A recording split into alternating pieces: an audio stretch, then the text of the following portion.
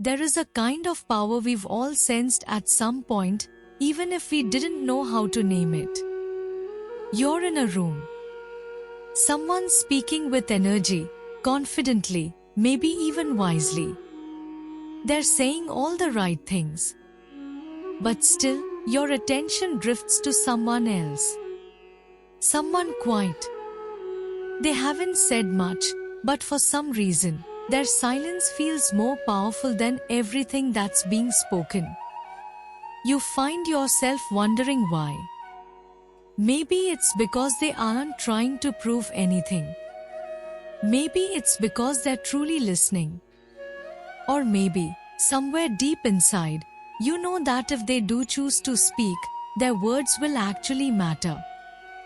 We live in a world that encourages noise. Speak more. Post more. Explain yourself. Argue your point. Be heard no matter what. But in the Bhagavad Gita, Krishna offers a completely different kind of wisdom. He says that speech, real speech, is not about volume or winning arguments. It is a discipline, a form of self-control. To speak with care. To say what is true, yes, but also what is kind, what is useful, and what will not harm. In chapter 17, verse 15, he says it clearly. Austerity of speech means speaking truth in a way that is beneficial, respectful, and gentle, without hurting others. And if anyone lived this teaching, it was Krishna himself. Think about the Mahabharata. The great war was on the horizon. Kings were rising. Allies were being chosen. Warriors were preparing for battle. Everyone was speaking, loudly, emotionally, politically. But Krishna? He stayed quiet. The most powerful presence in that war chose silence. He didn't take up arms. He didn't raise his voice.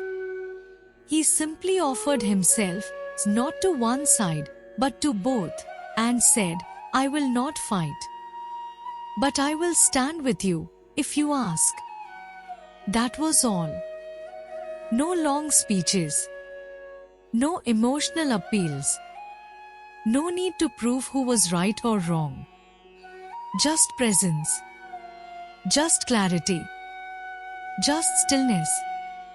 And somehow, that quiet choice meant more than all the shouting around him. Because real power isn't always in speaking more, it's in knowing when less is enough. We forget that in our own lives. We try to explain ourselves in conversations that were never meant to understand us. We try to defend our hearts to people who aren't listening. We end up saying too much, especially when we feel small, hoping our words will somehow protect us. But truth doesn't always need explanation. Peace doesn't need to be defended. And clarity never needs to shout. It simply holds its ground. Krishna's silence wasn't weakness. It was awareness. He didn't need to argue. He didn't need approval. He knew who he was and what had to happen. That confidence allowed him to speak only when it served the moment. When he did speak, like he did to Arjuna on the battlefield, every word was calm, clear, and purposeful. He didn't give Arjuna long lectures or heavy philosophy. He simply lifted the fog, one sentence at a time. That's the power of restraint. Not silence from fear, but silence from strength. The kind that says, I know I could speak, but I also know I don't have to. It's not about staying quiet to avoid conflict. It's about staying quiet when your peace is not something that needs defending. In our own daily life, we often forget this. Someone misunderstands us, and we rush to explain. Someone criticizes us, and we pour out our heart trying to be seen. Someone says something unfair, and we react. But not every moment needs our voice. Not every comment deserves a reply. Sometimes, the strongest thing you can do is pause, breathe, and choose not to respond. Not because you're afraid, but because you're anchored. Because when your words are chosen with care, they carry weight, not because they are loud, but because they come from silence, not from ego. That's the kind of speech Krishna embodied. It wasn't about saying more. It was about speaking only when it could help, never when it would harm. And in the space between his words, something sacred happened. People leaned in. They listened. They remembered.